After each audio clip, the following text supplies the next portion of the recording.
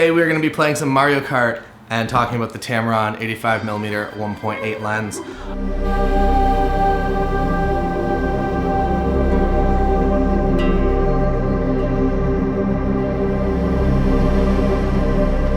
I have successfully defeated the computer. So the 85mm f 1.8 is, I would say, my favorite lens. I would say that this is my best lens for wedding photography. I know that a lot of people, maybe it's a 50 because you can get a little bit wider, but I personally like being kind of limited to the fact that this is an 85, and sometimes it puts you in weird positions that you have to get a little bit tighter than you normally would. And I really, really like that. I also really love the separation and the background compression pretty much on any 85mm prime. On this one specifically, it's very nice. The lens, it flares really nice if you point it into direct sun, which I like to do a lot. I really like that look. Another thing that I'm gonna make a future video on, hopefully this week, is that I don't really clean the front element of my lens, which is maybe a little counterintuitive. You spend all this money to buy a lens and you don't clean it. And the reason that I don't clean it is because I actually really like kind of that warm, soft flare that having a little bit of stuff on the lens actually helps create, that when the sun hits it, the lens isn't going to be able to handle that flare clinically, that it actually looks a little bit broken, which is kind of funny because you spend a bunch of money on a good piece of glass and then you ruin it. But I bought this lens for the VC specifically. That was my deciding point. Because there is no in-body stabilization for Nikon, I had to go with this Tamron VC version. I know Canon has the 85 IS now, which is apparently pretty nice. All of my Canon friends have switched to Sony, so I don't think I'll be able to actually test that lens. But if you're looking for something stabilized in your Nikon or even Canon shooter, this Tamron is awesome.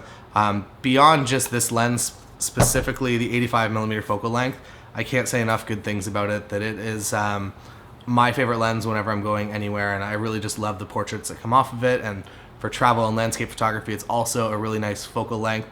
I think one of the misconceptions with travel and landscape photography is that, like, you always want to go for the wide lenses, you want that 16-35, but I find that if I have a 70-200 or an 85 prime, wide lenses just let too much foreground in. Something like this makes you think carefully about your composition and actually compose it properly, rather than just kind of relying on that wow factor of a super wide angle lens. So weddings, 100%, 85mm prime should be in your bag.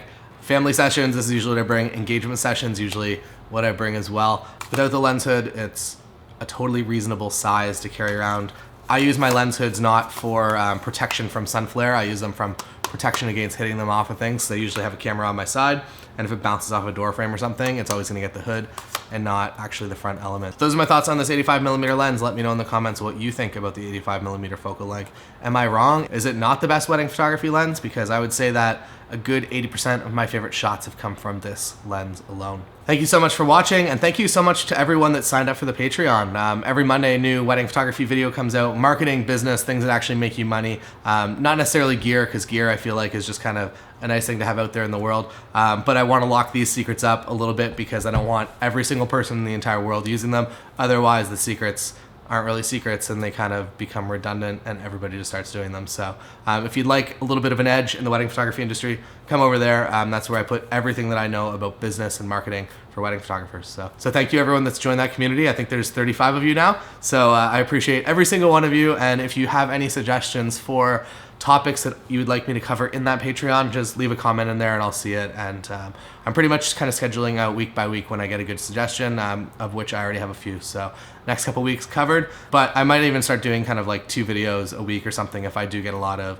ideas for things that I want to create, because I want to bring as much value as I possibly can to you guys. So thank you so much, and I'm going to go back to my Mario Kart game right now. Also, today we played with a bunch of weird dry ice. It's a lot of fun. It is. We also had a delicious Turkish doner, I guess. Really, really fantastic. It's a place called Rana if you're in this area. Also, if you happen to live kind of in my area, we do a food show that comes out every Tuesday. And next episode is actually the season finale of the food show, where I make a charcuterie T-Rex. So if you want to see me make a charcuterie T-Rex, there's going to be a link in the description to do that. Next Tuesday, that episode will be out. So